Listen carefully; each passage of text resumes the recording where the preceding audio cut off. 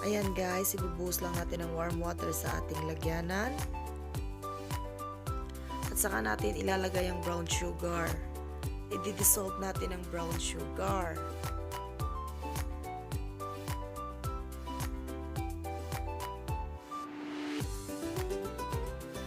Haluin lang natin ng maigi para ma-dissolve siya.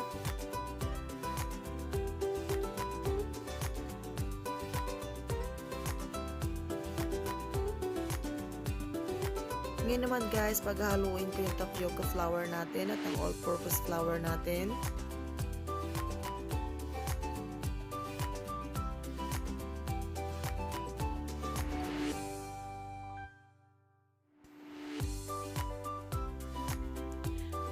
Ngayon guys, ibubuhos na natin ang ating flour sa ating liquid.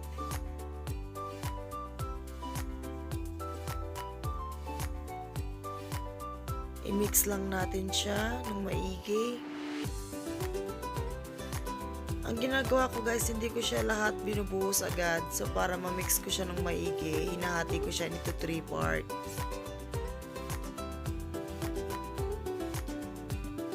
Mas mabilis kasi siyang haluin at mas mabilis mag-blend kapag hinati mo siya in 3 parts. Mix lang natin.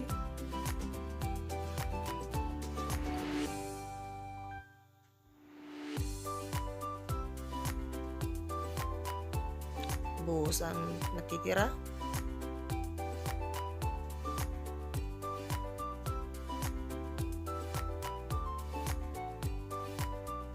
At haluin lang natin ng maigi.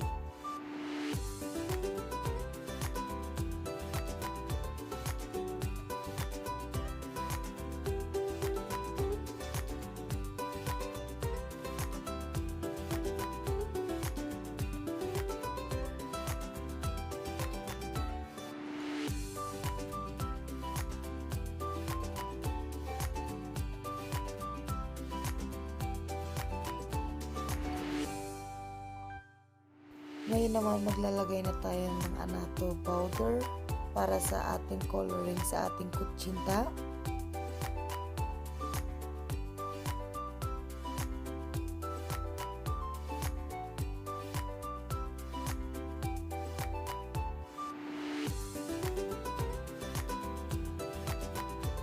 Haluin lang natin siya guys. Hanggang sa ma-mix na natin siya, ma-blend well na natin siya.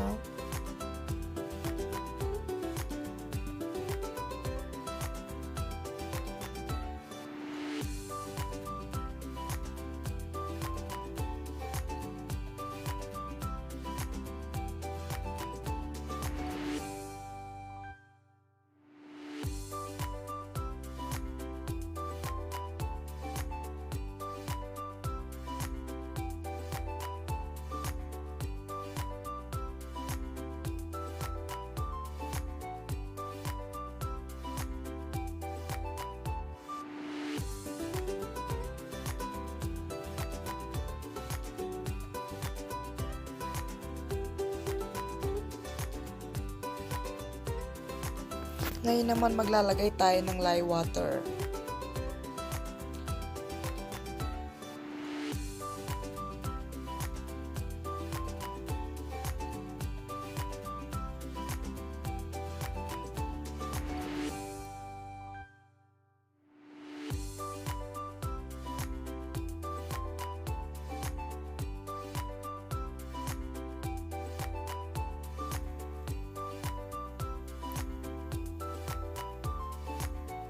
Maglalagay tayo ng pandan extract mga guys.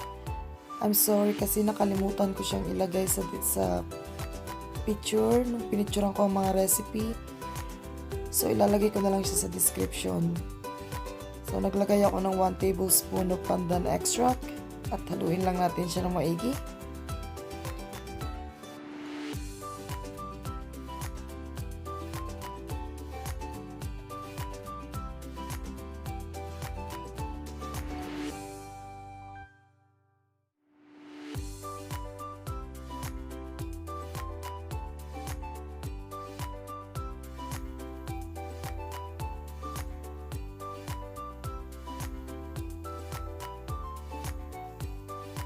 Ang gagawin natin guys ay sasalain natin siya para maalis natin yung mga buo-buo.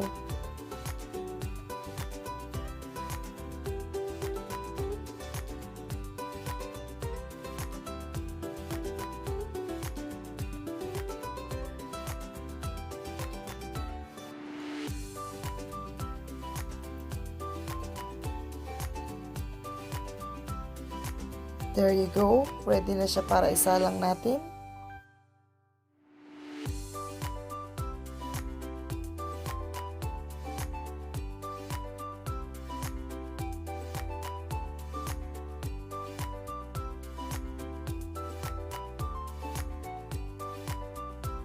So ayan guys, nagsalang na ako ng aking tubig sa aking steamer. At ibubuhos lang natin ang ating mixture.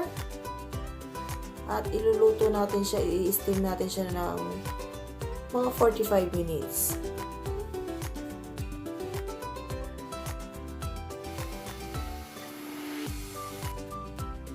So ayan guys, yung takip ng steamer ko, pinalot ko lang siya ng tela para pa nag-steam siya, hindi tutulo yung water doon sa may ating kutsinta.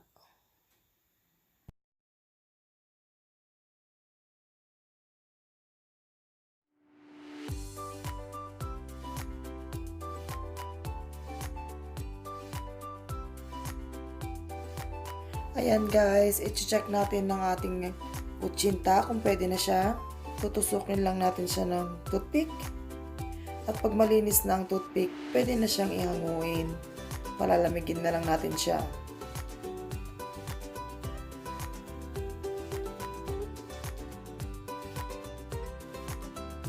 Ayan guys, luto na ang ating kutsinta. Meron po akong kinayod na nyog, ang ating traditional na sausawan ng kutsinta. Meron din naman po akong yema spread. Sa may gusto ng yema spread, ilalagay ko po ang recipe link sa baba. At pwede nyo rin po siyang lagyan ng Eden cheese. Thank you guys, maraming salamat at sana matry nyo ang aking recipe. Maraming salamat sa inyo. Thank you.